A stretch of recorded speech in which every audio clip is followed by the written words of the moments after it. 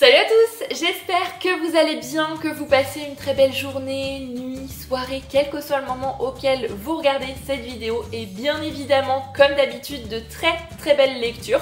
Pour ma part, je suis comme toujours motivée, très heureuse de vous retrouver aujourd'hui sur la chaîne Booktube pour une nouvelle vidéo aux revues. Et vous l'aurez peut-être remarqué, aujourd'hui on se retrouve avec un changement de décor qui, normalement, je croise les doigts, je l'espère, doit être définitif. Ça y est, j'ai enfin trouvé des bibliothèques qui me conviennent, je voulais pas des bibliothèques toutes blanches classiques. Et ça va très bien avec notre pièce en bas, avec les meubles qu'on a déjà. Donc je me suis dit que filmer à nouveau devant les bibliothèques, ça pouvait être sympa. Fini le fond blanc complètement uni. En plus, on a des meubles ici, donc ça devrait résonner un petit peu moins. Je croise les doigts pour ça, mais je suis vraiment super contente d'enfin vous retrouver avec un fond qui est définitif, avec quelque chose de rempli à l'arrière. Les seuls petits soucis, c'est que vous allez peut-être entendre l'horloge tic-taquer, de temps en temps l'église du village sonner. Mais ça y est, mon endroit de tournage est décidé et installé et ça fait super plaisir. Je suis pas là aujourd'hui pour parler de la chaîne, pour parler décoration intérieure, mais on est bien là pour parler bouquins, comme d'habitude. Et aujourd'hui, je vous retrouve pour vous parler de mon avis sur le 6e tome des désastreuses aventures des orphelins de Baudelaire, de Lemony Snicket. Donc je l'ai lu en VO, ce tome s'appelle Dear Sat's Elevator et en français il est paru chez Nathan sous le titre L'ascenseur de la peur.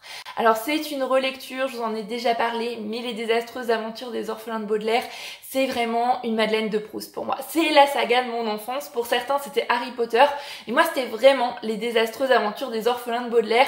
À la médiathèque j'empruntais 3-4 tomes d'un coup et je les lisais à la suite d'affilée. Une chose que j'ai du mal à faire maintenant, mais ça fait quelques temps que j'avais envie de me replonger dans cette saga. Donc petit à petit, de temps en temps, je picore, j'avance dans ma relecture. Et j'ai donc terminé celle du 6e tome et je vous retrouve aujourd'hui pour vous en parler.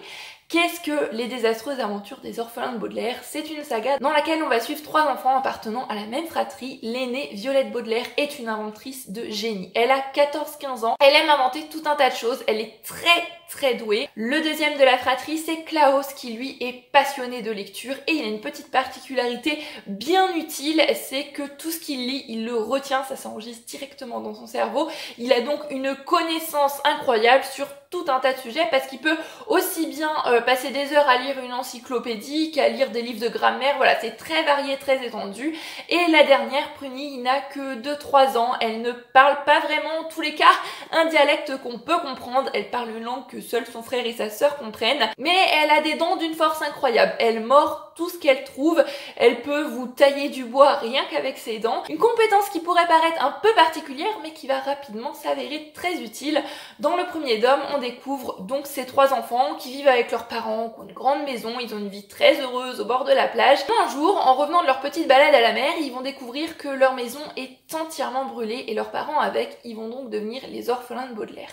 Un grand fils de leurs parents, Monsieur Pau, qui est banquier, va être en charge non seulement de gérer leur fortune, puisqu'ils sont l'héritier d'un beau gros pactole qui toucheront à la majorité de Violette, mais aussi de leur trouver un tuteur, puisque bien évidemment, des enfants aussi jeunes ne vont pas rester ensemble sans adultes.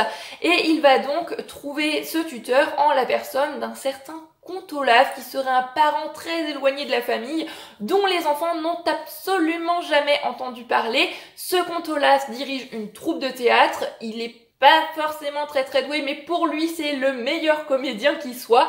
Sa troupe est composée de tout un tas de gens un petit peu particuliers et on va rapidement se rendre compte dans le premier tome que le comte Olaf n'a qu'un seul objectif, c'est faire main basse sur la fortune des Baudelaire. Prendre soin d'eux, s'occuper d'eux, les traiter avec bienveillance, ça c'est pas forcément dans son programme. On est souvent sur le même schéma, les orphelins de Baudelaire dans chaque tome vont être placés chez un nouveau tuteur et le comte Olaf est toujours prêt à tout avec sa troupe pour les rattraper et faire main basse sur leur fortune. Voilà en gros pour le résumé de cette saga jeunesse que j'aime vraiment beaucoup.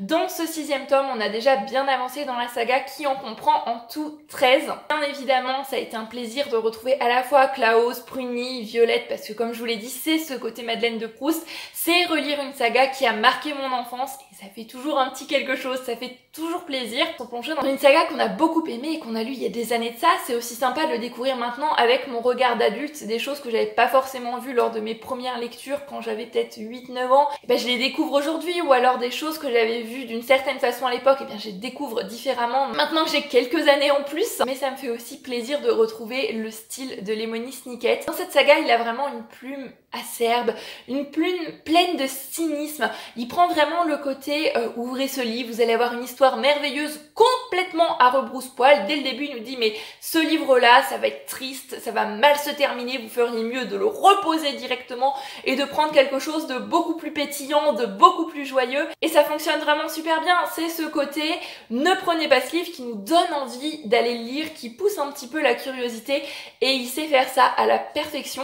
L'auteur a une place assez intéressante dans cette saga puisque c'est l'auteur qui nous raconte l'histoire des orphelins de Baudelaire. Il est donc narrateur et en même temps on sent dans ce 6e tome que l'histoire de l'auteur, qui est donc un auteur un petit peu fictif, on ne parle pas ici de véritable Daniel Andlers et de ce qui serait véritablement arrivé dans sa vie. En bref, l'histoire de ce Lemony Snicket va se mêler à l'histoire des orphelins de Baudelaire. On sent que s'il enquête sur l'histoire de ces 3 orphelins, il y a une raison un petit peu plus personnelle à ça. Et l'histoire se complexifie aussi dans ce 6e tome et ça fait vraiment plaisir. Parce que c'est vrai que pendant les 5 premiers tomes, on est vraiment, comme je le disais, toujours sur le même schéma, ça se déroule toujours de la même manière. Encore une fois, on retrouve ce schéma dans ce 6e tome, mais on sent qu'il y a quelque chose de plus profond, que si on gratte un petit peu, on n'est pas seulement sur ce schéma-là. Il y a vraiment un gros complot, il y a vraiment quelque chose de plus sombre encore. Et ce qui est vraiment super chouette, c'est que je ne me souviens absolument plus de la fin de cette saga. Donc là, on est arrivé dans des tomes où je redécouvre un petit peu certaines choses. Dans ce tome-ci, les orphelins vont être placés chez un couple qui habite un appartement qui est juste immense. Il y a 71 chambres. Il y a des salles un petit peu pour tout et n'importe quoi, la plupart d'entre elles ne servant jamais, et la maîtresse de maison est très à cheval sur ce qui est in et ce qui est out, donc ce qui est à la mode et ce qui ne l'est pas. Si quelque chose n'est pas à la mode, il ne faut absolument pas l'utiliser, et si quelque chose au contraire est à la mode, eh bien il faut en abuser limite, ce qui donne parfois lieu à des situations complètement absurdes. Et avec cette histoire, j'ai trouvé que l'auteur tournait complètement en ridicule le fait d'avoir tout un tas de choses, tout un tas de biens, d'avoir les dernières choses à la mode. C'est drôle, c'est piquant, c'est acerbe, c'est bien fait. Et dans un roman jeunesse, c'est quand même assez intéressant. Ça, c'est vraiment un aspect que j'ai beaucoup aimé. Les petits retournements de situation à la fin, il y a certaines choses dont je ne me souvenais plus qui m'ont un petit peu surprise. Après, il y a d'autres éléments que j'avais vraiment deviné. Est-ce que c'est des souvenirs de ma lecture d'il y a des années de ça, ou est-ce que c'est parce que les indices étaient bien trop gros, bien trop évidents? Je pense que c'est plutôt la deuxième solution.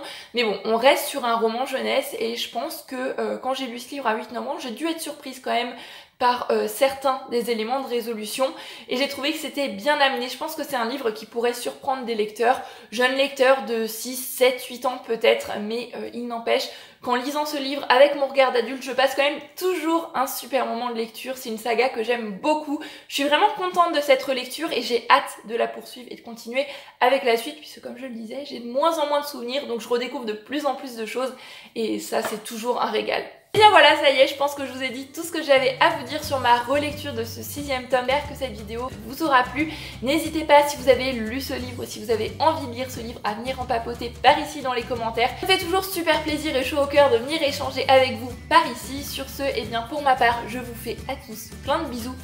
Je vous souhaite d'excellentes lectures et je vous dis à très bientôt sur la chaîne Booktube pour une nouvelle vidéo. Prenez grand soin de vous. Bye bye!